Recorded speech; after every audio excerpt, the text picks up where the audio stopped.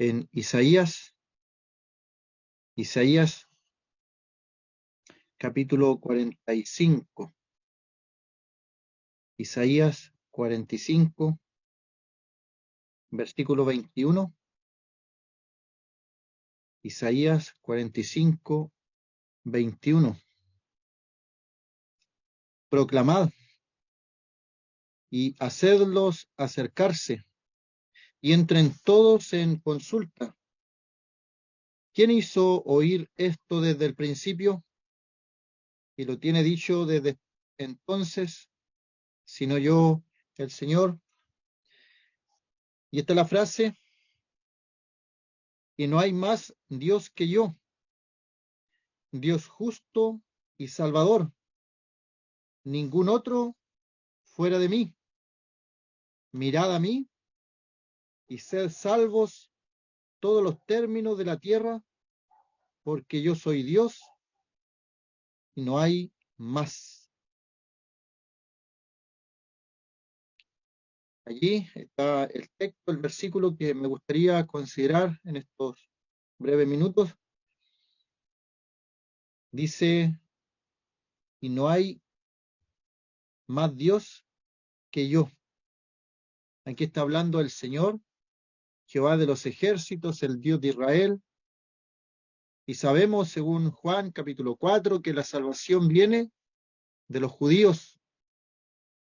A ellos se les entregó la ley, las promesas y muchas otras cosas más. Y de los judíos, según el cumplimiento del tiempo, nació el Señor. El libro de Gálatas dice: cuando vino el cumplimiento del tiempo, Dios envió a su Hijo nacido de mujer y nacido bajo la ley. Gálatas 4:4. Es el pueblo terrenal de Dios, Israel. Y de ahí entonces viene nuestro Salvador. Pero acá en el Antiguo Testamento, hablando Dios y refiriéndose a él mismo, dice que no hay más Dios, no hay más Dios que yo, Dios justo y salvador. Él entonces se atribuye el ser el salvador de los hombres. Está hablando Dios, el trino Dios, la deidad, la divinidad. Y este tremendo misterio que lo encontramos también en el Nuevo Testamento. Dios Padre, Dios Hijo, Dios Espíritu Santo. Y lo vemos allí en el momento del bautismo de nuestro Señor. El Hijo está en el río Jordán, siendo bautizado por Juan. Del cielo se oye una voz, que es la voz de Dios Padre, y el Espíritu Santo desciende corporalmente en forma como de paloma. Ahí está, Dios en tres personas, bendita Trinidad. Y acá en la antigüedad, Dios se presenta como el único Dios, y Dios se presenta como Dios justo, y se presenta como Dios Salvador. Pero el Nuevo Testamento nos dice que hay un solo mediador entre Dios y los hombres, Jesucristo, hombre. Y Él es nuestro Salvador. ¿Y cómo podemos entender esto entonces? Que Dios, creador de todas las cosas, de los cielos y la tierra, se presente como Dios Salvador. Y en el Nuevo Testamento, la salvación se presenta a través de la persona del Señor Jesucristo, de su obra realizada allí en la cruz del Calvario. Y Pablo nos da un texto diciendo a Timoteo: indiscutiblemente grande es el misterio de la piedad. Dios fue manifestado en carne. Y ese es un tremendo misterio revelado para nosotros. Dios mismo, Dios justo, Dios salvador, Dios creador, viene a este mundo tomando forma humana. no naciendo en palacios, no naciendo en riqueza, siendo algo ostentoso, todo lo contrario, nace en un humilde pesebre, en una humilde ciudad y en un pequeño país en el Medio Oriente. No nace en Roma, no nace en la capital imperial de aquella época, una provincia apartada, la provincia de Judá, una pequeña aldea, la aldea de Belén, en un pesebre. Dios fue manifestado en carne. Y es entonces que podemos entender que Dios en el Antiguo Testamento se presenta como Dios justo y Salvador. En el Nuevo Testamento es Jesucristo, nuestro Señor, el Salvador, porque es Dios mismo manifestado en carne, que quiere la salvación del hombre, la salvación del ser humano. Y dice él, ningún otro fuera de mí. No hay otra persona, amigo, amiga, no hay otra persona. No busques en la religión, no busques en los santos. Ni siquiera un ángel vino a este mundo. Fue el mismo Dios que tomó forma humana, el mismo. No envió a otro a hacer el trabajo, la obra, la labor que tenía que hacer en la cruz del Calvario. Y entendemos allí otra verdad indiscutible, que nuestro Señor era totalmente Dios y totalmente hombre. Y cuando muere allí en la cruz del Calvario, no hubiera podido morir si no hubiera sido hombre. Él se hizo hombre. Pero no hubiera podido resucitar si fuera solamente un hombre. Él era Dios, suelto los dolores de la muerte. Venció al que tenía el imperio de la muerte, a Satanás.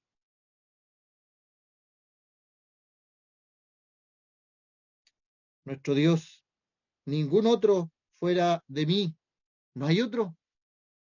No busques otra persona, otra intercesora. No la hay. Es Dios y no hay otro fuera de él. Y él dice, mirad a mí y sed salvos todos los términos de la tierra, porque yo soy Dios y no hay más. ¿Acaso habrá que ir al original? ¿Habrá que hacer largos estudios en el idioma para entender lo que significa mirad? ¿Habrá que tener una carrera universitaria para entender lo que significa mirad a mí? Porque el Evangelio es simple. El Evangelio se enfoca en la persona del Señor Jesucristo y nuestras miradas, nuestros pensamientos van hacia Él. Mirad a mí, mirad a mí. Y esto habla de nuestros ojos espirituales. En la antigüedad las personas miraban a la cruz de nuestro Señor en forma profética, a través de los salmos, a través de los profetas, lo que había de acontecer, como Isaías 53, como los salmos mesiánicos. Nosotros en el día de hoy miramos hacia atrás en un suceso que pasó allá en Israel, en Jerusalén, que para nadie es desconocido, que nuestro Señor Jesucristo fue tomado allí por los fariseos, los escribas, los sacerdotes, los fariseos, y por lo menos le hicieron 3 juicios injustos a nuestro Señor. Y le entregaron, y todo el mundo sabía que era injusto el juicio. Y Pilato sabía que era un hombre inocente. Y la esposa de Pilato dice, no tengan nada que ver con este justo, porque he padecido en sueños a causa de él. Los enemigos hablaban de él, jamás hombre alguno ha hablado como este hombre. Los demonios hablaban de él. ¿Qué tienes con nosotros, hijo del Altísimo? Porque sabían que estaban en presencia del Dios Todopoderoso aquí en la tierra. y podemos tener estas palabras presentes, que el Señor pudiera decir, mirad a mí y ser salvos todos los términos de la tierra. Y esta mirada es con un propósito. La mirada lleva un propósito. Dios no hace nada sin propósito. Tu vida no es una casualidad. Tu vida tiene un propósito en este mundo. Tú has venido a este mundo para escoger, para saber dónde estarás en la eternidad. ¿Dónde estarás tú en 1000 años desde hoy? Hay un coro que cantamos con los niños. Ninguno de los que estamos aquí va a estar en 100 años más. ¿Dónde estarás? ¿Estarás en el cielo con el Señor? ¿Estarás en el lugar de condenación sin la presencia de Dios? Y el propósito de mirar al Señor es que seamos salvos, seamos salvados. El propósito del Señor para venir a este mundo es salvar a los pecadores. Y una crítica que se le hacía al Señor, que se juntaba con los pecadores y comía con ellos. Qué hermosa la vida del Señor, una vida agradable a Dios, una vida perfecta delante de los ojos de Dios. Todo lo que Él dijo, todo lo que Él hizo, toda la ayuda, los milagros que proporcionó a su generación, a los que le rodeaban. Pero todo eso es nada comparado con lo que Él hizo en la cruz del Calvario. Porque en la cruz del Calvario el Señor, en su cuerpo sobre el madero, llevó nuestros pecados. El castigo de nuestra paz fue sobre Él, y por su llaga fuimos nosotros curados. ¿Te has preguntado alguna vez, amigo, amiga, por qué el Señor Jesucristo, sabiendo lo que le iba a acontecer, quiso morir en aquella cruz de vergüenza? Aquella cruz que no era para Él, era para Barrabás, un asesino, un sedicioso. Y la elección que hizo el pueblo, suéltanos a Barrabás. ¿Y qué hacemos con el Cristo que sea crucificado? Muchas veces tomamos esas decisiones, no consideramos al Señor. Mirad a mí y sed salvos. Es el propósito, que tú seas salvo, que tú seas salvo de tu vana manera de vivir, que tú seas salvo de ir a la condenación eterna, que tú seas salvo de pasar por aquel juicio que no tengas que pasar. Para los que están en Cristo ninguna condenación hay. ¿Quieres ser salvo? ¿Quieres ser salva? Mira al Señor. Mírale muriendo allí en la cruz del Calvario, porque fue Él el que murió. No fue ningún otro hombre, ninguna otra mujer, ninguna otra intercesora, ninguno de los santos apóstoles, como le llaman algunos, y se arrodillan ante esas estatuas. Ninguno. Solamente el Señor murió en la cruz del Calvario. Solamente su sangre es la sangre preciosa que nos limpia de todo pecado. Al lado de Él, toda otra cosa es nada, en nada. Es Él. Y nuestra mirada a Él, a su sacrificio en la cruz, para nuestra salvación, nuestra justificación, nuestro perdón de pecados. ¿Cómo está tu vida? Cada uno de los creyentes tiene un pasado que Dios ha perdonado. Tú no lo sabes. Tú no sabes todas las maldades que había en mi corazón, en mi mente. Dios lo sabe y Dios me perdonó y quiere hacerlo contigo. Mira al Señor, no mires a la religión, no mires a instituciones humanas, mira al Señor. Una mirada de fe puede salvar al pecador.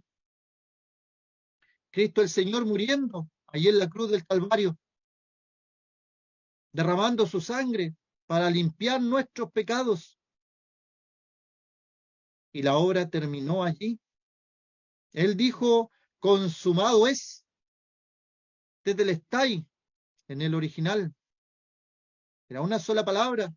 Todo está terminado, todo está concluido, no hay nada más que hacer. No tienes para qué andar haciendo procesiones, no tienes para qué andar haciendo mandas ni misas. Todo está terminado, todo está concluido. Consumado es, dijo el Señor. Mira al Señor para que seas salvo, para que tengas vida eterna y perdón de tus pecados. Que el Señor bendiga su palabra.